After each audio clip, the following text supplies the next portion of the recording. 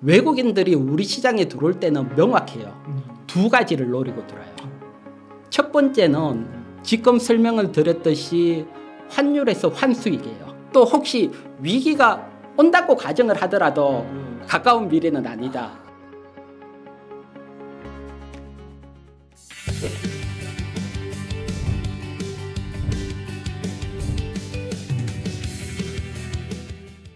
저는 대한민국이 가장 어려울 때 1998년 IMF 때 기업 평가하는 일로부터 해서 25년 동안 금융 쪽에 일을 하고 있는 이희건 대표입니다.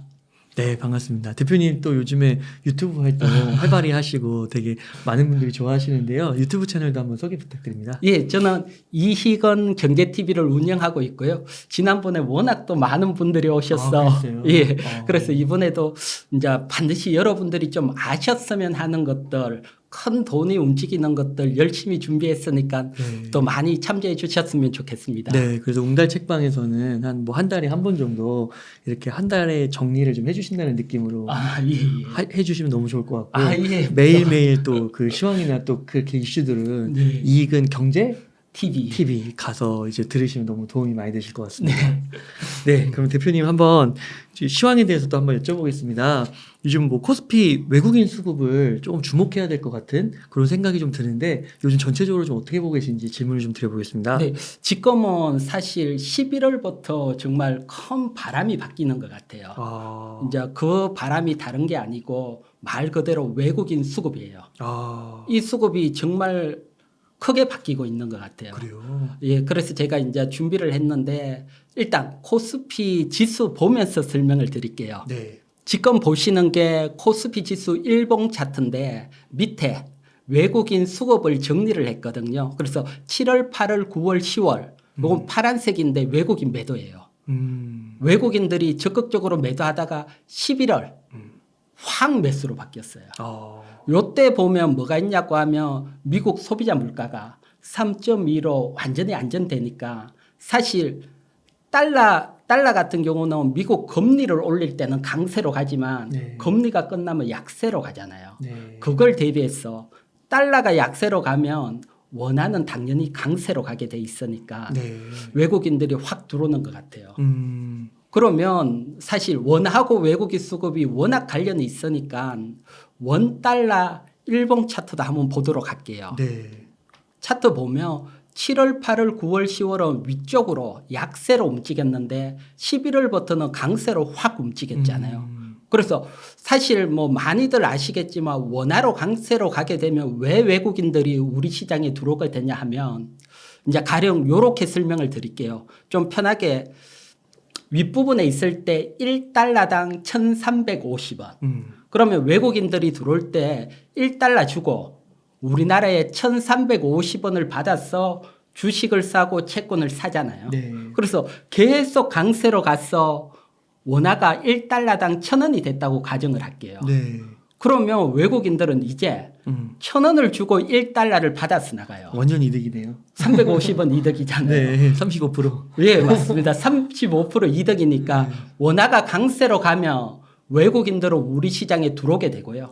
이 얘기는 다른 얘기로 하면 달러를 들고 있으면 달러가 약세니까 손실로 간다는 거예요. 그러니까 달러 팔고 원화로 오게 됩니다. 이게 구조적으로 이런 흐름으로 갈 수밖에 없어요. 내년에는 미국 금리가 동결 또는 인하 쪽으로 가니까 네. 자연스러운 현상이에요. 그래서 이게 단순히 한 번에 외국인들이 들어오고 그치는 게 아니고 이제 내년에 여러분들이 외국인들 수급이 계속 들어오는 걸 보실 수 있으실 거예요. 그러면 사실 외국인 수급이 이래 들어왔을 때 우리 시장이 어떻게 움직였는지 사실 역사적으로 한번 보면 그래도 얼마나 길게 가는지 대응하기가 편하니까요. 네. 역사적으로 한번 보도록 할게요. 네.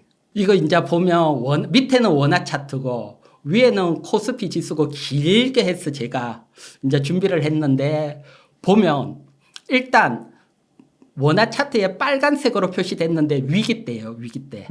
위기가 오면 원화가 약세로 확 튀어요. 원화가. 환율이 올라가는 거죠. 그렇죠. 환율이 뭐 IMF 때는 달러당 2,000원까지 확 올라갔고 네. 그러니까 위기가 오면 확 올라가고 그러면 그때부터 외국인들이 돌아요. 왜 그럴로 하면 그때가 우리 원화가 가장 살 때예요. 외국인 입장에서는 1달러 주고 원화를 엄청 받아서 우리 시장에 들어오니까. 그러니까요. 예, 그래서 보면 확 튀고는 제가 화살표로 원화가 강세로 갈 때 우리 시장은 급격하게 코스피는 상승을 했어요. 그러네요. 예. 그리고 또 2000년대에서도 대세 원화가 강세로 계속 가면서 우리 시장은 대세 상승을 하고 그러네요. 예, 그리고 또 2008년 IMF 때 환율이 한번 확 튀고 미국이 달러 찍어서 값싼 원화 사러 들어온 거예요. 그러면 주가는 확 튀고 환율 확 튀고 그리고 주기 짧을 때는 코로나 위기 때고요. 그래서 여기서 외국인들이 우리 시장에 들어올 때는 명확해요. 두 가지를 노리고 들어요. 첫 번째는 지금 설명을 드렸듯이 환율에서 환수익이에요. 네. 원화가 강세로 가면 환수익이 생기니까. 그러네요. 그리고 두 번째는 자본 수익이에요. 그건 지금 보듯이 주식 시장에 들어오면 주가가 상승을 해가 돈을 벌고 채권에서 돈을 벌고 두 개를 돈을 벌어요. 와, 외국인. 너무 좋네요. 그러니까요. 그래서 제가 그리고 지금 보면 우리 위치하고 지금 원화 위치가 낮은 위치는 아니에요. 그래서 외국인들이 아직 돈 벌기는 외국인들이 들어올 수 있는 위치로 보여져요. 그래서 요 위치가 비슷한 게 2006년도, 5, 6년도 하고 위치가 비슷해요. 위기가 오고 튀었다가 옆으로 기고 있는 모습. 비슷한 위치고요.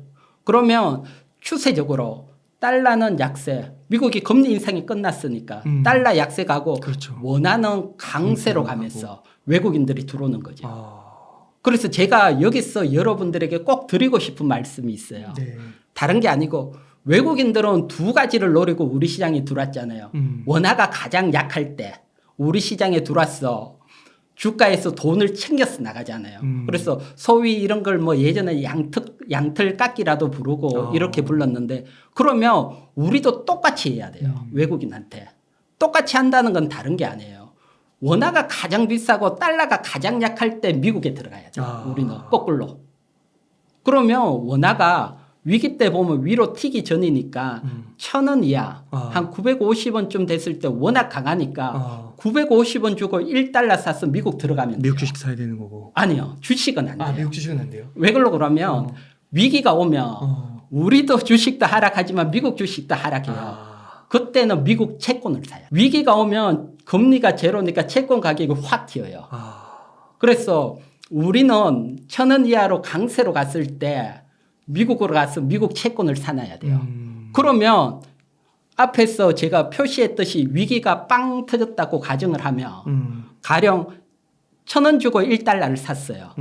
그러면 지금처럼 위기가 빵 터지면 환율이 최소한 1,500원은 넘어가잖아요. 네. 이제 1달러 주고 1,500원 받아서 나와요. 그렇죠. 대박이잖아요. 그렇죠. 거기에다가 채권을 샀으면 미국이 제로 금리로 떨어뜨리는 순간 채권 가격도 확 튀죠. 그러니까 수익이 대박이 나는 거예요. 네. 그런데 더 대박은 또 하나가 더 있어요. 네. 정말 큰 대박은 뒤에 따라와요. 네. 그게 뭐냐고 하면 이렇게 미국 시장에서 돈을 벌고 나왔어요. 우리 시장이 어떻게 됐을까요? 초토화되어 있는 거죠? 그렇죠. 그때 부동산이든 주식이든 사면 이건 대박이잖아요. 그렇구나. 그래서 큰 돈의 흐름일 때 미국하고 우리도 똑같은 생각으로 들어가면 워낙 큰 수익이 날 수 있으니까요. 그래서 제가 뭐 유튜브 또 지난번 워낙 또 많이 찾아주셔서 제가 생각하고 있는 전략들 여러분들에게 공유하니까 좀 채권 관심 있든 아니든 좀 참고를 하셨으면 좋겠어요. 그렇군요. 그러면은 지금 환율이 1,300원대잖아요. 예. 근데 1,000원까지는 좀 어려울 것 같고 보통 한 1,200원대 아닐까요?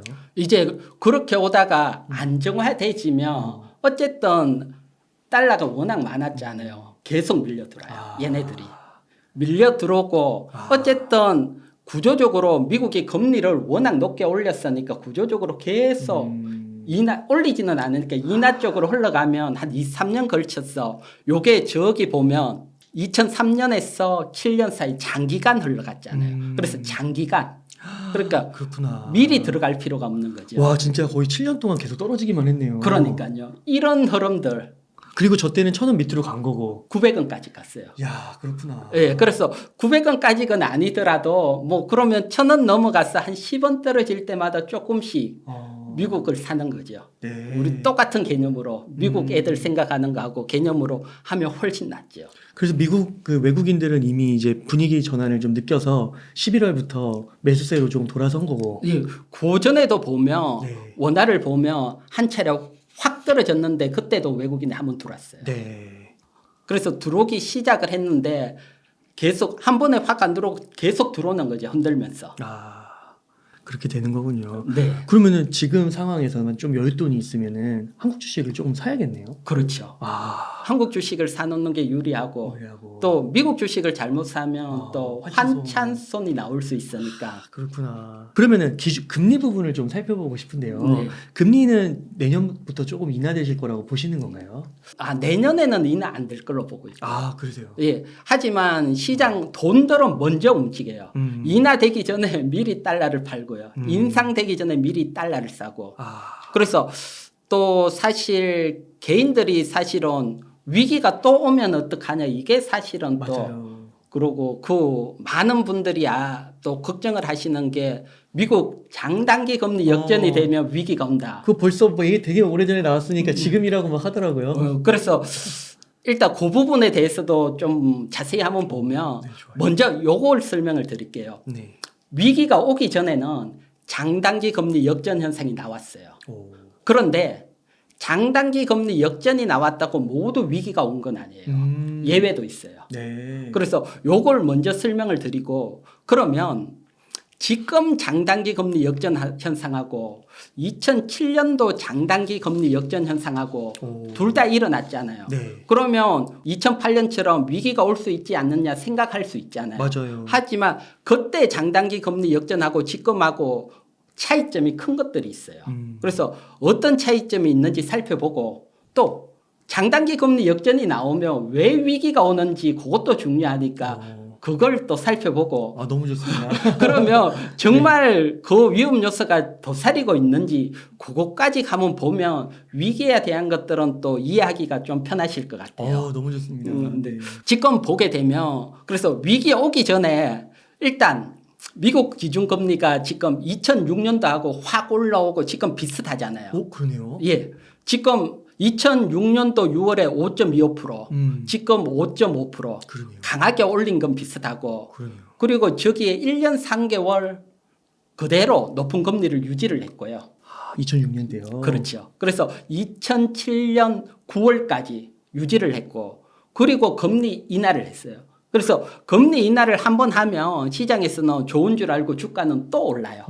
그래서 2006년 6월부터 금리 인하하고 1개월까지 우리 시장 움직인 걸 먼저 한번 볼게요. 60% 상승을 했어요. 진짜요? 그래서, 예, 금리 동결만 하더라도 50% 상승에 인하의 힘을 받고 더 올라가서 60%. 그렇구나. 그래서 최소한 이 정도는 기본적으로 미국이 금리가 동결로 가니까요. 네. 그리고 인하하더라도 이 정도는 위기가 오기 전에 2007년도 이 정도는 움직였다. 먼저 설명을 드리고 그리고 위기 얘기를 바로 하면 다들 겁내하실까봐 먼저 설명을 드리고 그럼 이제 지금 장단기 금리 역전으로 또 설명을 한번 드릴게요. 네. 지금 보면 장단기 금리를 비교한 건데 저기 까만 선이 있잖아요.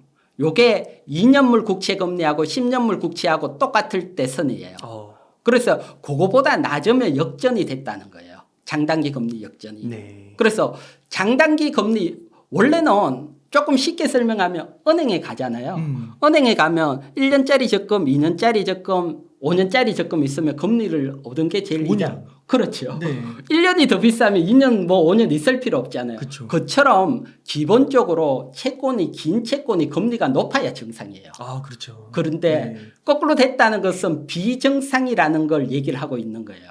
그래서 비정상이 왔으니까 위기가 온다 생각을 하는데 지금 또 보면 확 커졌다가 지금 줄어들고 정상으로 가려고 하고 있잖아요. 네.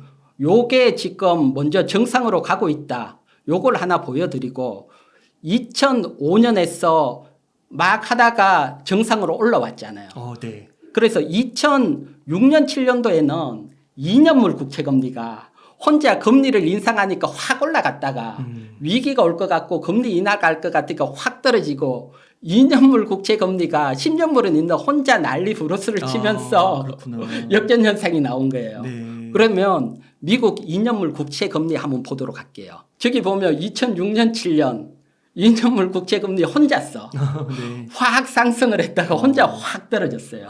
4%부터 1%까지 그냥. 네. 그러니까 2년물 국채 금리는 정책 금리니까 사실은 미국이 금리 올리니까 확 올라왔다가 앞에 보듯이 그리고 좀 위기가 올 것 같고 인하할 것 같으니까 확 떨어지면서 혼자 역전이 됐다가 정상으로 왔는 거고요. 네. 그리고 앞에 보여드렸지만 지금도 정상으로 가고 있잖아요. 네. 그러면 2007년하고 같으려면 2년물이 꺾여야 되잖아요. 그러네요. 근데 2년물은 꿈쩍을 안 하는데 정상으로 가고 있어요. 지금은. 전혀 틀리잖아요. 그렇군요. 이 얘기는 무슨 얘기가 하면 저기는 금리 인하할 거라고 보고 시장이 먼저 움직이는 거예요. 항상 돈들은 먼저 움직이니까.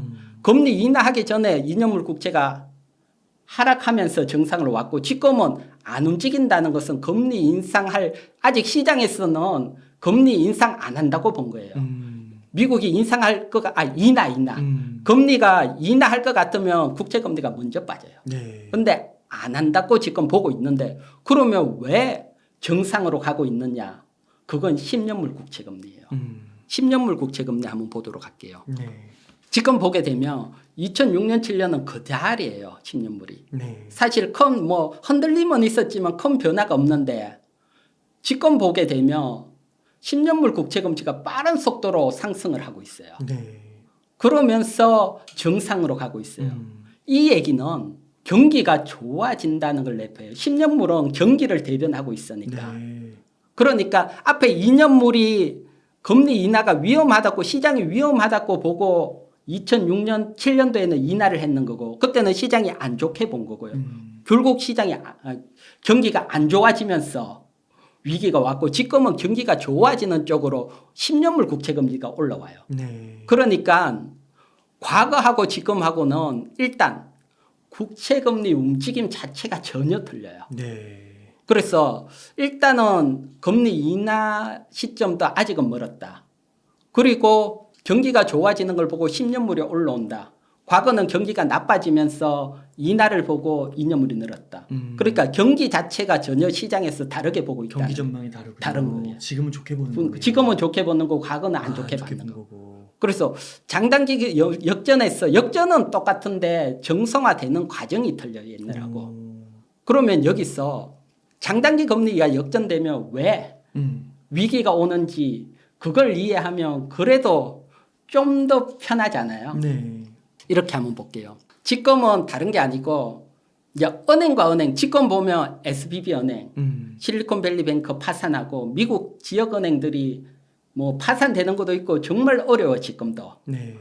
왜 어렵냐를 소개를 하면 일단 은행과 은행은 단기 금리로만 거래를 해요. 네. 단기 금리로만 거래하고 은행은 고객들은 장기 금리를 빌려요.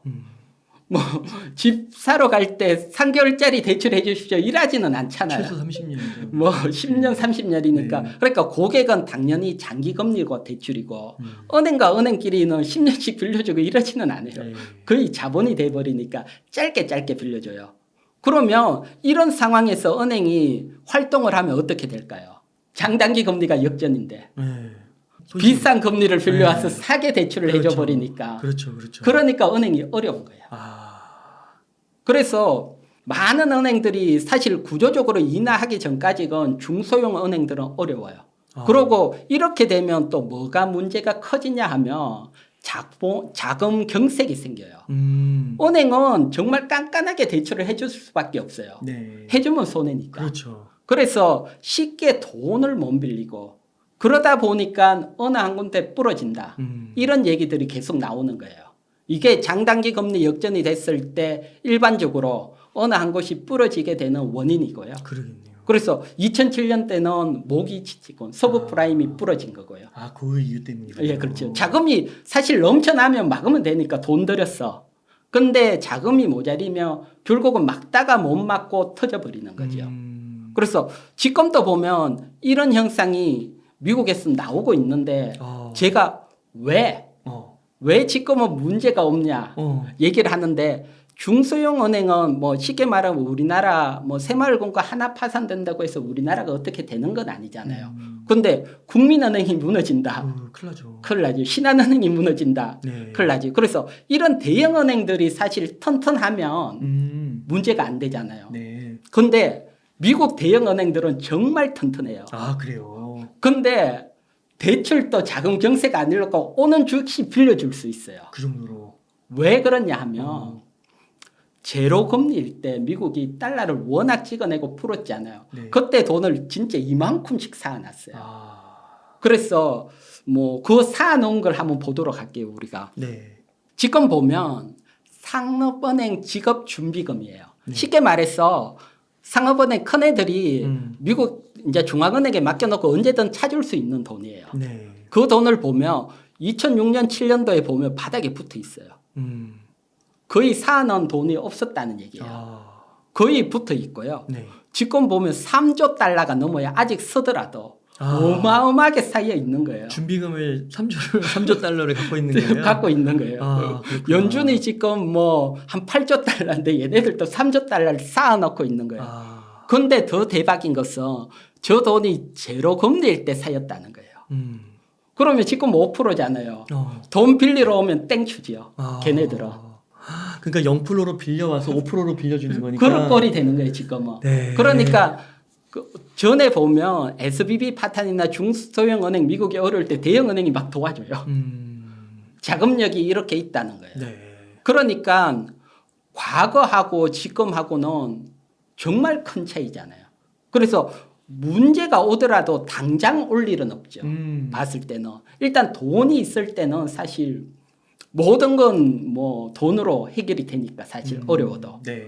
여기에다가 미국 경기가 항상 뭐 소비가 어려울 거다 했는데 이번 뭐 블랙 프라이데이 때도 작년보다 최소한 8% 더 소비가 일어났더라고요. 네. 그러니까 전망하는 족족 틀리게 나와요. 아. 그게 이런 어떤 유동성을 관가해 버렸어. 이제 과거 생각을 하고 보면 이번에도 이제 시장에서 전망하기에는 블랙 프라이데이 끝나고 소비가 작년보다 줄 거라고 전망이 많았고 4분기 되면 또 경기가 또 어려워질 거다.